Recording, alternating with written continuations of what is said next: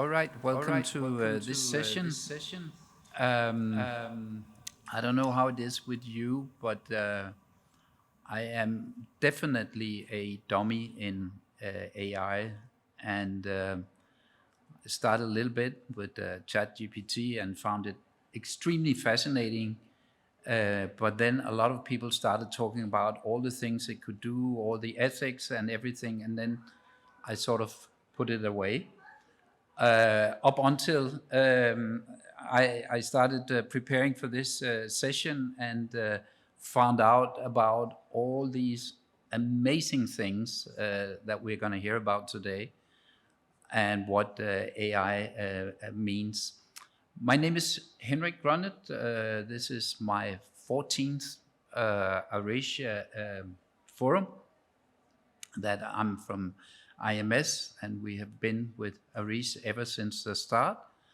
I have a background as a commissioning editor in TV in Denmark, but been working with IMS, International Media Support, for the last 15 years. And that has also meant that I have not been forced to do anything with AI so far. But now I really feel that this is a time to get it in, and that's why I can decide with my questions to the panel what level we are on. But at the same time as it's going to be AI for dummies, it's also going to really be amazing for what we can use it for. And I would like to introduce the panel. So next to me is Sabrina Agur, who is a program manager with the London School of Economics and Political Science, and specialized in AI, and have this academy for small newsrooms. Just to mention, we have brought in people for this. I guess this is the most global of all the sessions that will be during the forum. So we actually have AI experiences from small newsrooms, both from Africa and from Latin America and from Europe. And then we will also hear from how it is in MENA. So next to Sabrina, we have Sensele and Lunjil. Both are from the Center for Innovative Technology called SITI, which is the most advanced media AI startup in Zimbabwe. And then we have Karen de la Hoz, who's a Colombian digital strategist, and who has done a lot of technology and a lot of technology training. But in this capacity here today, it's also with the media you're attached to, called The Empty Chair. And it's about fact-checking and how AI can be used in fact-checking. And in my furthest away is Claire, who's also from IMS, the head of our J-Hub project, Journalism Hub project, but definitely also a very tech-savvy, moving forward consultant, and the one who has started the whole AI thing in IMS, and we'll be talking about where we want to take it. And also, for sure, there'll be something for you that you will hear about, a program that we have started, which is called the AI Impact Project, and will be an open call for you who want to study more. But we'll talk more about that. So let me start, Sabrina, with you first of all. You have done you have made a study on how actually AI works in small newsroom. You did one in 2019, and now we are getting the result of the follow-up here in 2023, where you globally have found out how it's actually taking place in the small newsrooms. And if I should ask you about the main findings, what are they then? Yes. Hello. Thank you for having me.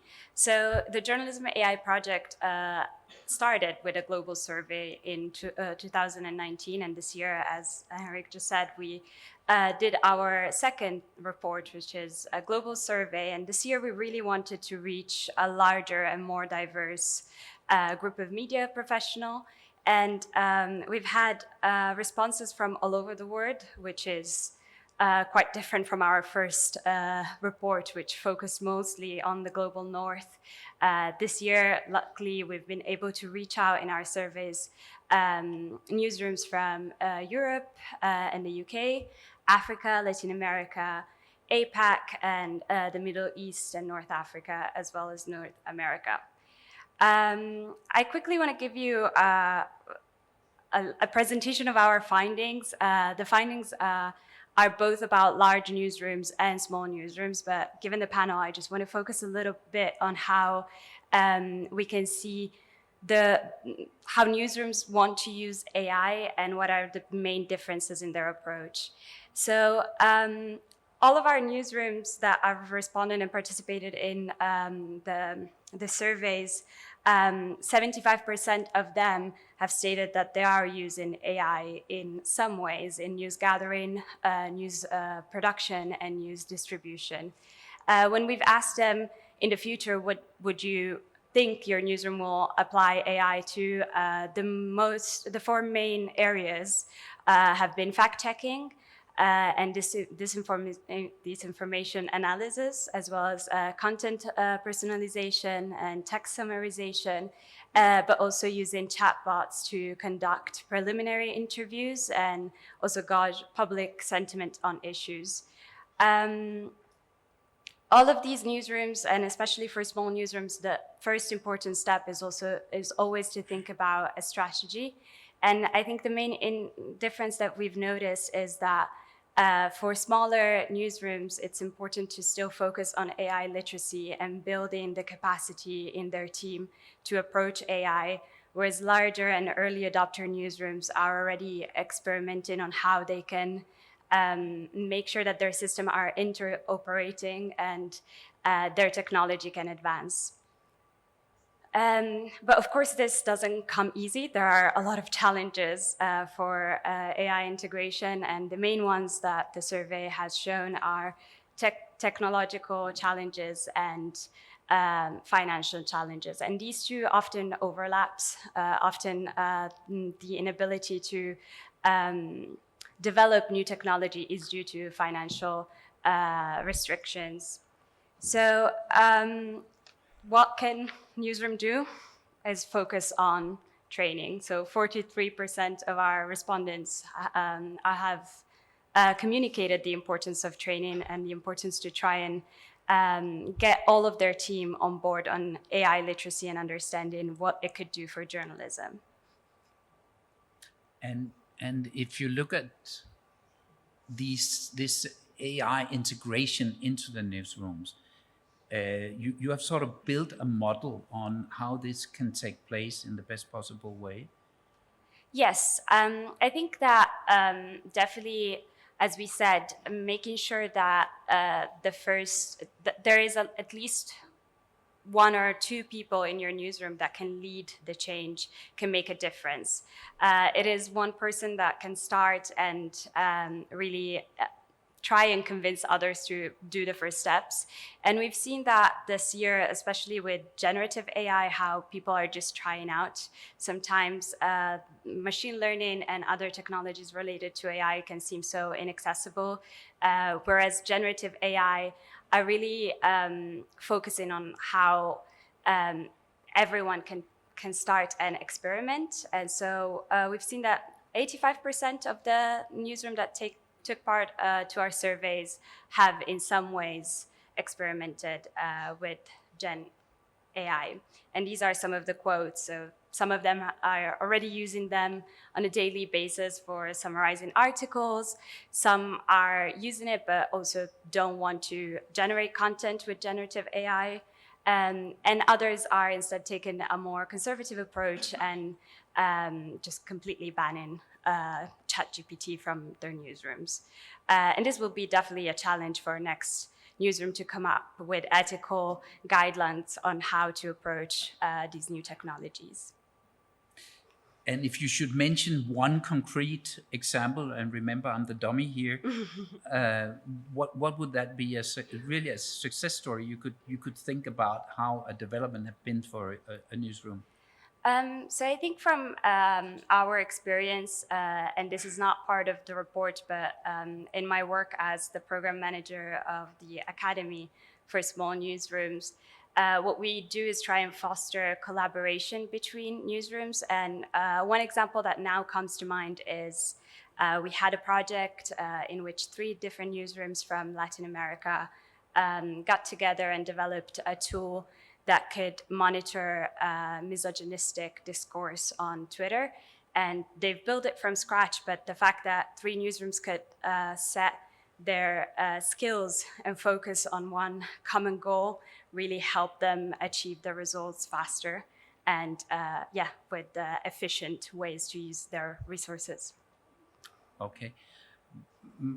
There are also quite a few who let the AI take over the fact-checking role, as you were explaining, and also more or less the editorial role.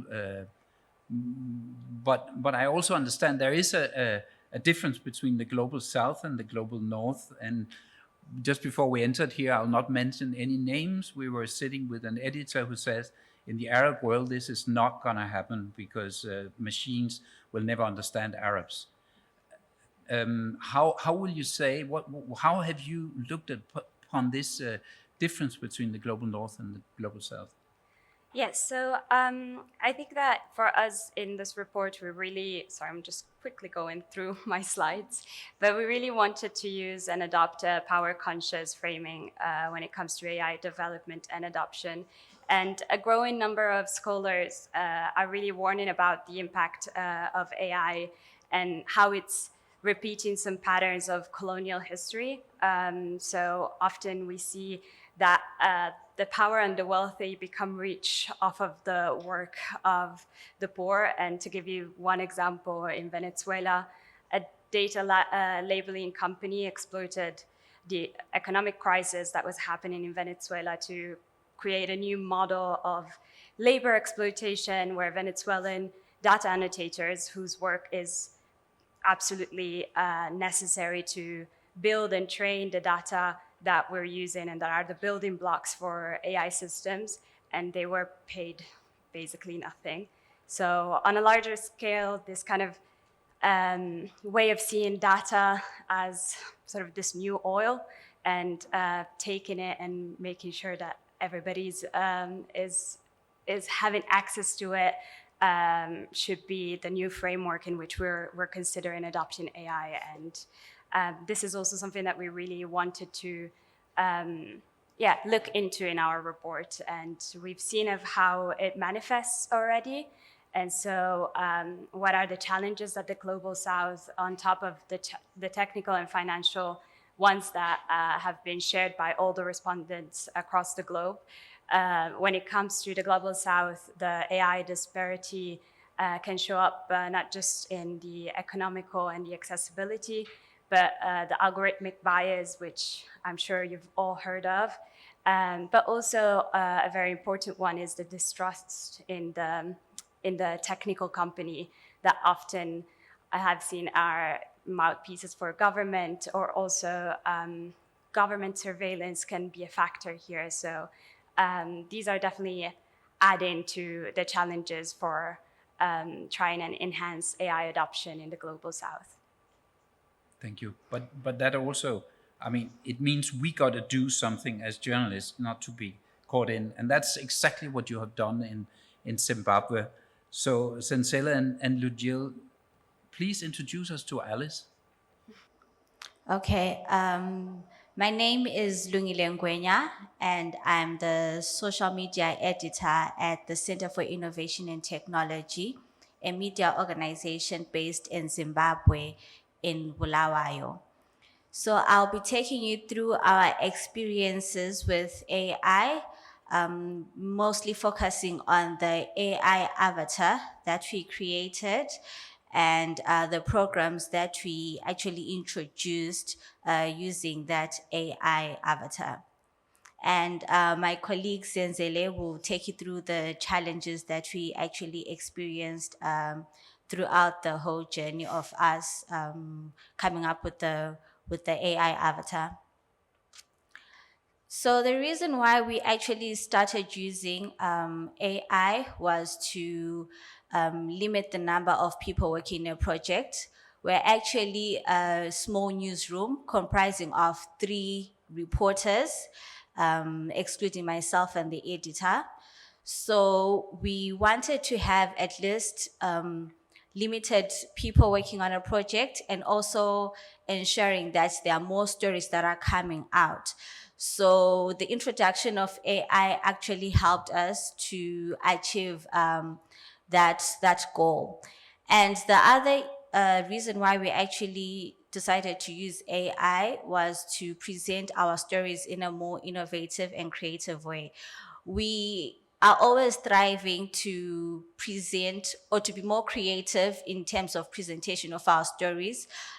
We noticed that our audience, where we share our content on, they are more interested in visuals and less of text. So what more better way to have visuals, sharing stories or distributing stories using visuals instead of just text. And we decided that we research more on through the assistance of IMS. We had a lot of consultations, and they helped us through to come up with an AI avatar. So that is our avatar. Her name is Alice. The combination of Alice, the name actually, it came from our audience. We ran a survey on Twitter, and we asked our audience what name suggestion would we give our avatar, and they had the suggestion of combining AI plus sight, coming up with Alice. So Alice is our news presenter, AI news presenter. She presents different programs. We have a news bulletin that we produce daily from Monday to Friday, whereby we summarize our stories from the website, and we package them and have Alice read throughout the whole video clip, the stories that we have produced. And we also have a podcast, which would also call a video cast, which is called This Week on Site. It's a presentation it's presented by 2 people, Zenzele as well as Alice. So before I talk about the podcast, I'll just share about the other programs that we also did with Alice. So in Zimbabwe, we had our elections in August, and towards the build-up of the elections, we decided to actually introduce Alice to our audience. And we did that through a series of programs. We had one particular program which is called Meet Your Candidate. The program focused on having candidates, political candidates, contesting candidates, presenting their manifestos to the audience. So it was just a short clip, and would have Alice present on that particular video clip. And we managed to produce a number of videos, which goes back to us wanting to limiting the number of people producing one project. We would have our journalists go out and gather the news, and also go out and gather the interviews from the contesting candidates, and then they come back to the newsroom, give all the footage to one person to actually edit the footage, and would distribute at least 3 to 5 videos a day for the contesting candidates. That way we managed to reach a number of our audience who would have wanted to know who the contesting candidates are in their constituencies and have more information of the people that they would actually vote for. And we also had another program which is called Rate Your Councillor, where we had residents giving feedback on the councillors, on their councillors that were sitting councillors before actually going for the elections. So that way it helped. It also helped the residents to make informed decisions on the kind of councillors that they would want to actually vote for in the election period. And then we also moved forward and created This Week on Site, which is, like I mentioned earlier, it's a podcast, which is also a video cast, a combination of Zenzele and Alice presenting the program. So it was quite interesting to see, for our audience, it was quite interesting to see a human being as well as a robot interacting and having some form of a conversation on the current issues or the current affairs that are affecting Zimbabwe. And we have managed to run that program. We recently started running it and should be in October, and we would like to say that it's actually doing quite well. We have links of those programs that I just mentioned, and they are going to be played. I'm sure you get the information after our presentation so that you can just go through them and you can see what exactly I was talking about. But maybe you can show Alice working. It can only be run after the presentation. It will be run after the presentation. Yes. Okay, Yes. so we'll do that. But we also need questions from the audience. So therefore we'll go on. But how much does it cost to put in to have an avatar doing the news shows? Okay. Sensible. What we did, we worked on technology that is already there so that we don't have to start from scratch. So I think this whole project was less than $10,000 in terms of we are buying templates that are already there, using apps that are already there, like Synthesia and FlexiClip, and we are buying templates that are already there. But maybe one of the things that I can mention, if you go to to the hashtag for the conference, Alice has been retweeting and tweeting some of the conversations, so you can be able to find the link. In the challenges part, what I can mention is you find that journalists, mainly the first question that we got when we started Alice was, is AI going to take our jobs? So the criticism is about, do we still have our jobs? But I think AI is still far from taking journalists' job, because it's already complementing what journalists are doing. What we have been using Alice for as well is to, one, explain complex issues. If you're having programs on economics and things that are complex, Alice would explain it much better. But also, if we have something that is uncomfortable, we want to criticize a certain policy by a minister or government, we'll get Alice to talk. So we will defer the criticism, or let Alice do the criticism and pretend like we didn't hear what Alice said. And that seems to work very well, because officials seem to take the criticism from Alice and they laugh about it rather than when it's from a journalist. But also, maybe the other challenge that I can talk about is the sound modules, the pronunciation.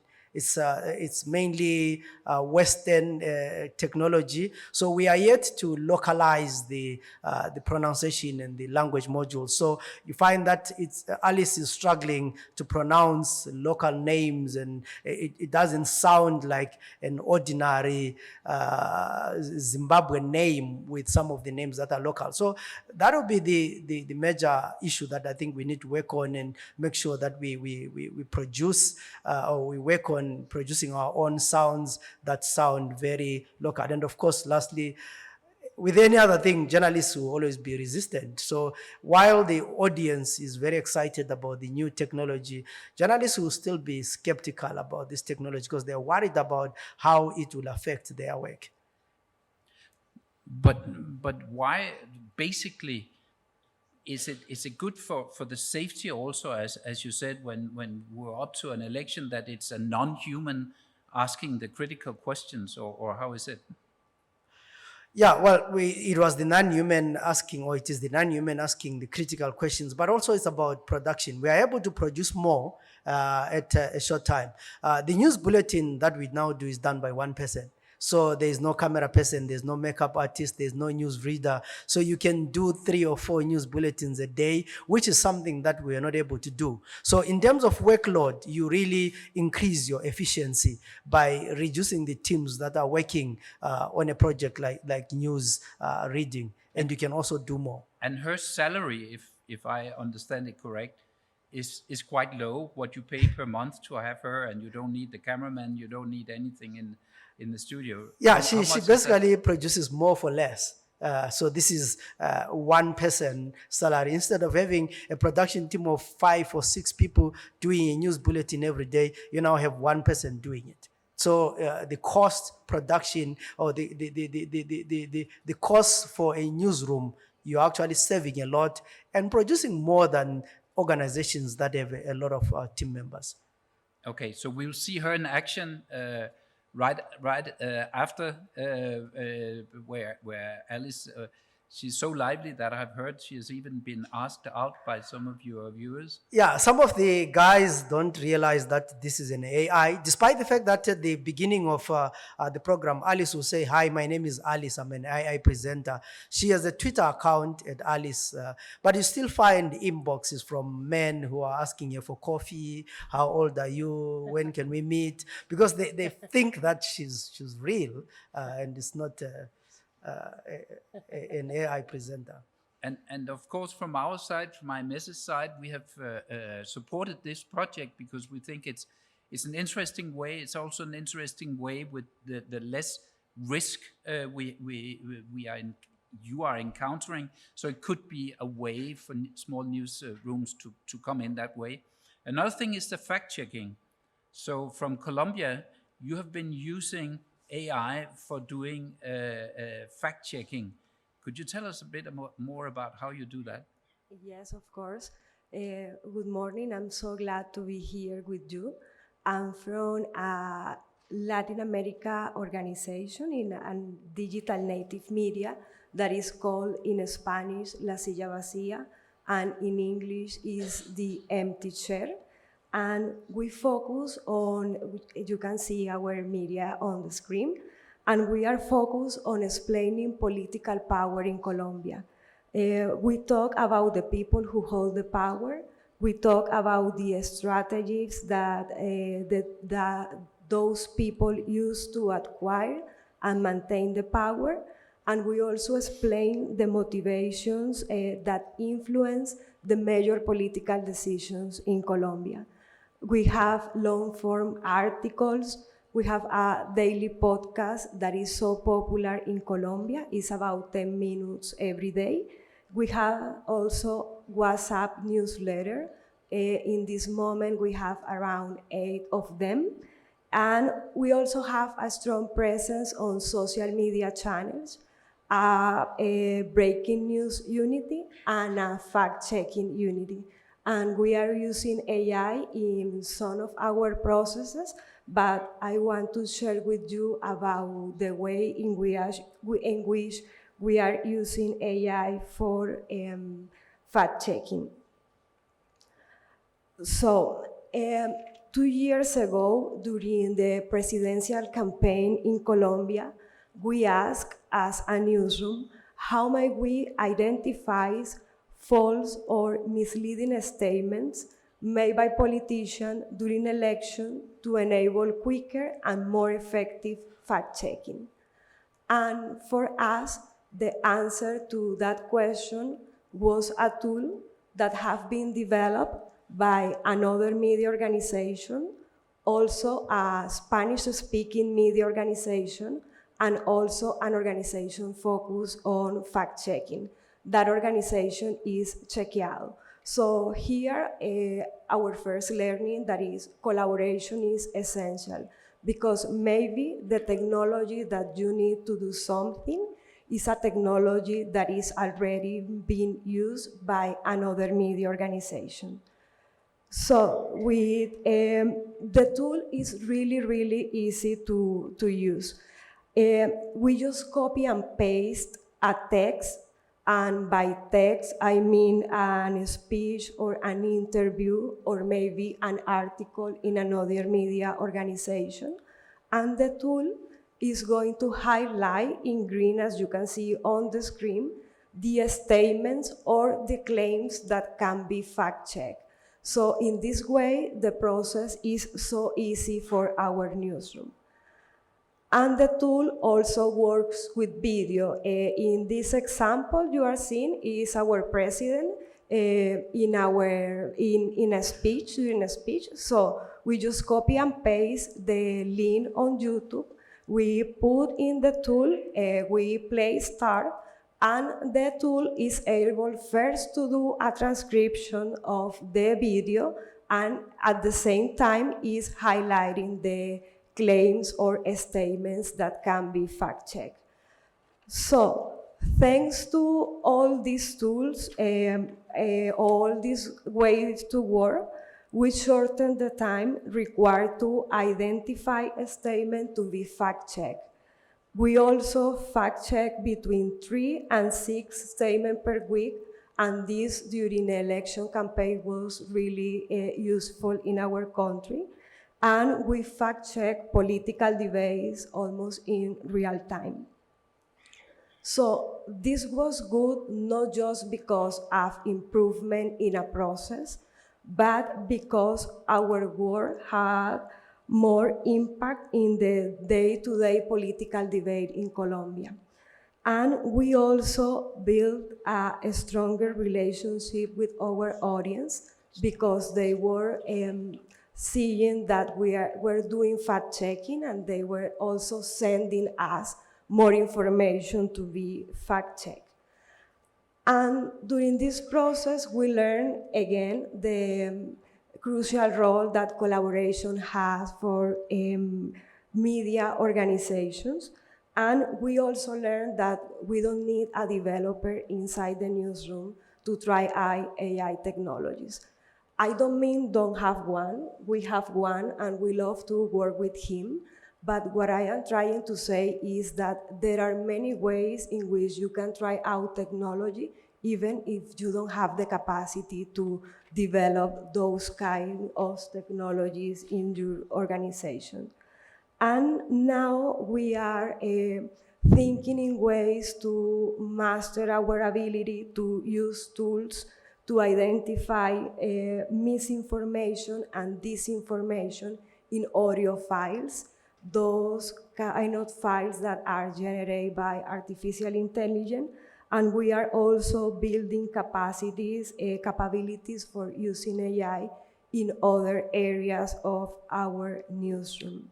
And that's of course what we also found very interesting in your project. And there was a change in government in Colombia. We don't know if it was due to your fact-checking, but it's of course extremely useful here, and also it's helping the public, especially in countries like where we are, that you can fact-check the candidates in real time almost. Yeah.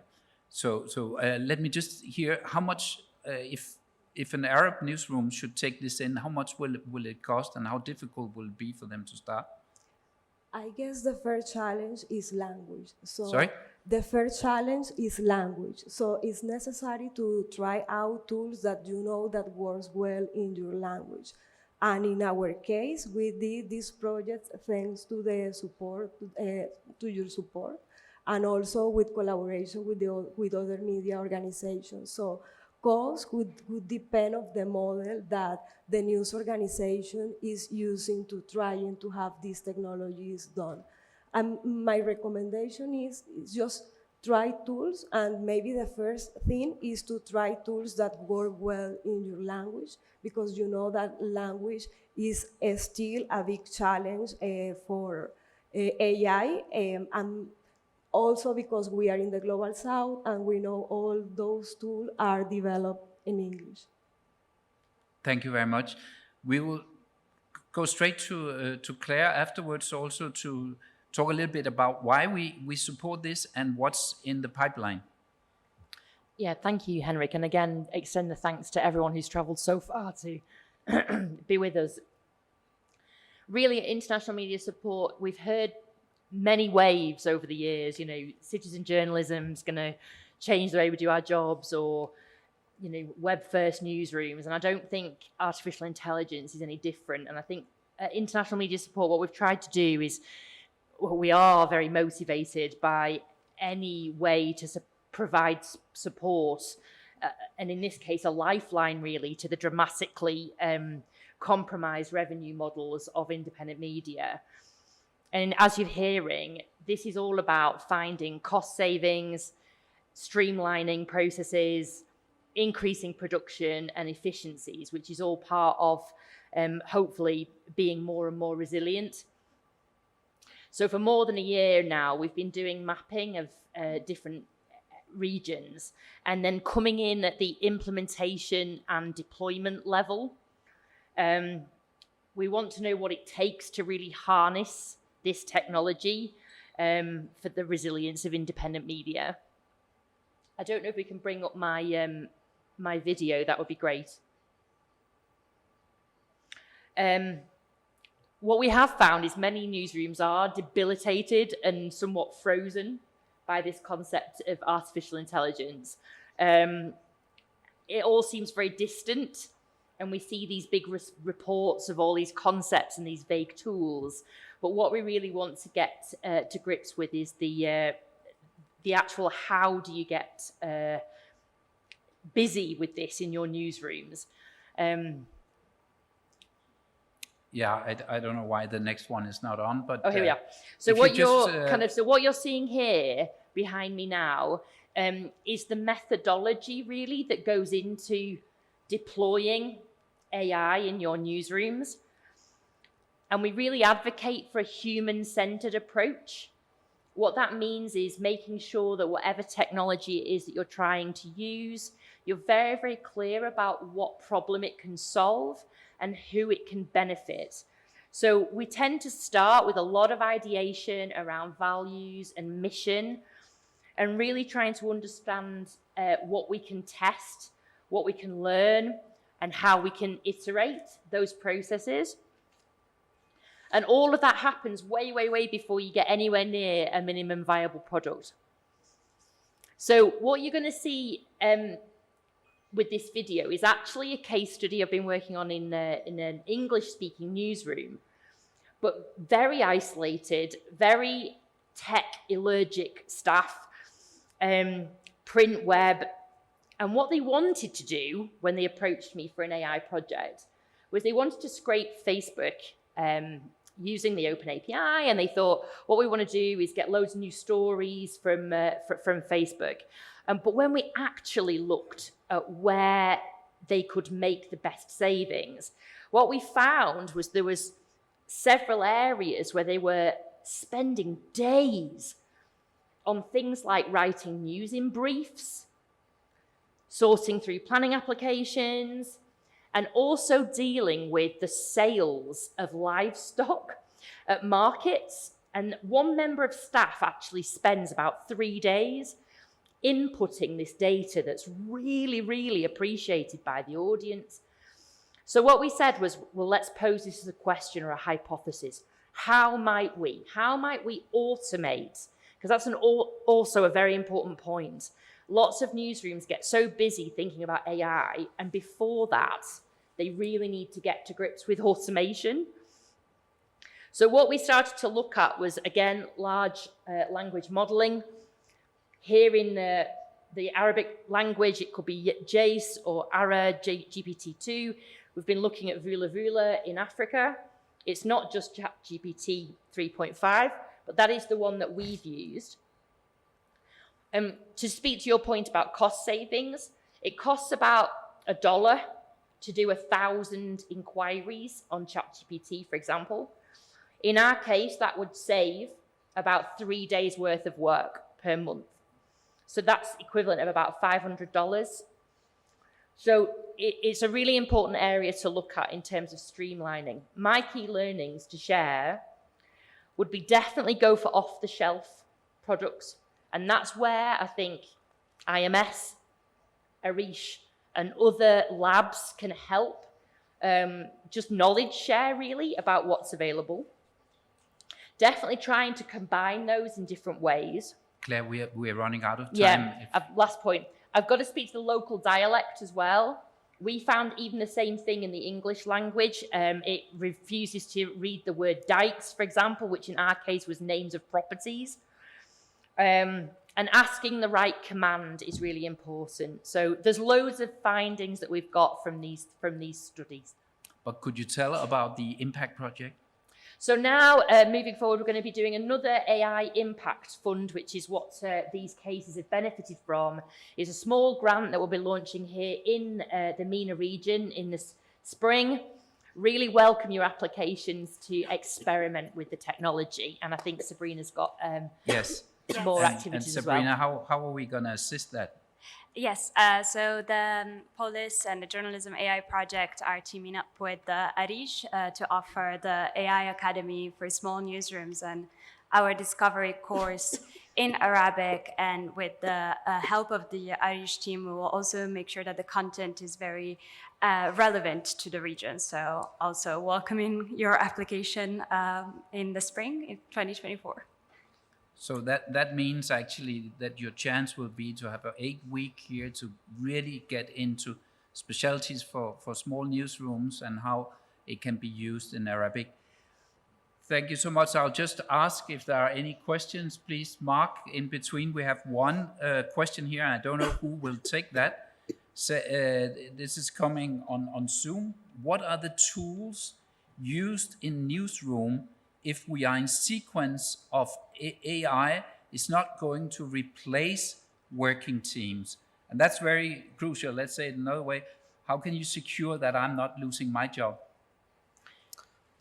What I can say from my experience is that whatever the output, someone needs to input it.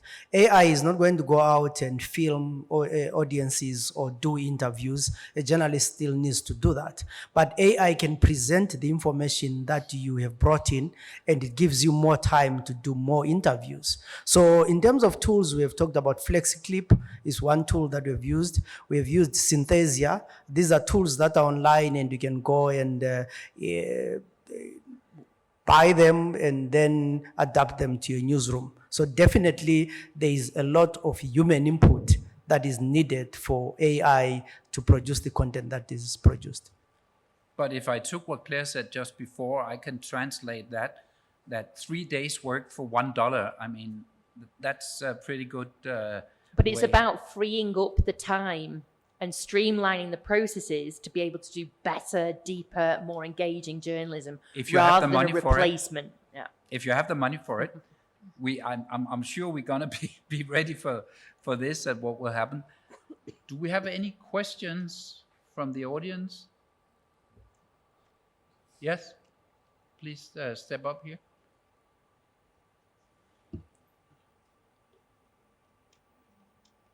Hello, can you hear me?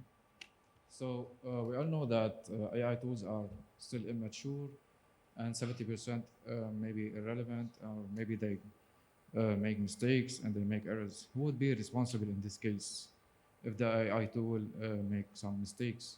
And would you be able to edit after using an AI tool? Is it needed? Who can take that one? Sabrina? I can take it, but sorry, could you just repeat exactly what case you're mentioning?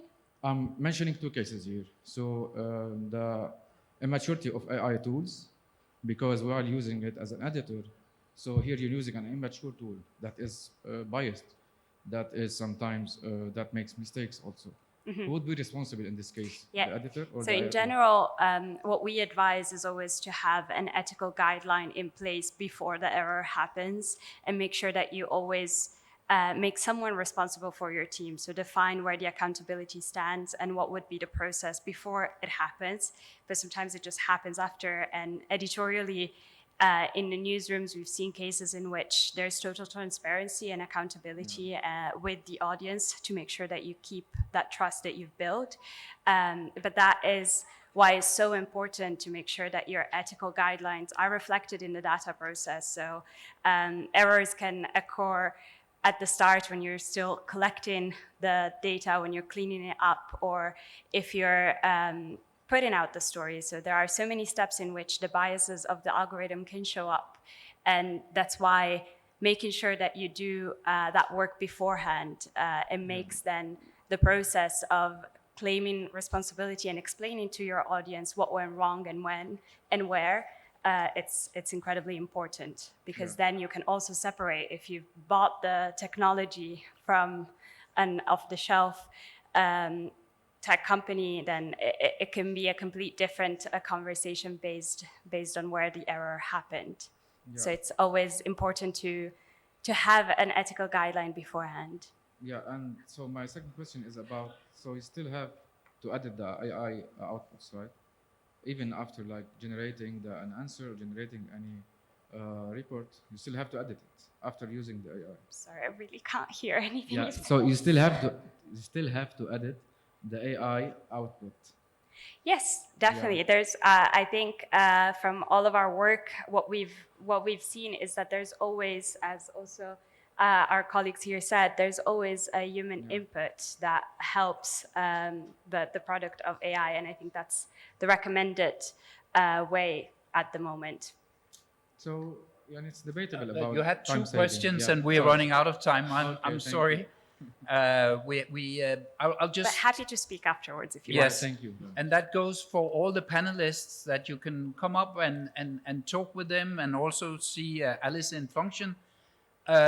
We have collected the different links, and it's really not costly, and it's just to experiment, and then send notes to us. And also you have the possibility of applying for this academy that will only be here together with our ARIJ and your organization, and that will go on in the spring. And as you could hear, we also have some funds where we will select it when you make applications for those projects that we find have the biggest value for most people. So here is a QR code if you want to go in with the links and the presentations that have been here. Thank you very much for being here.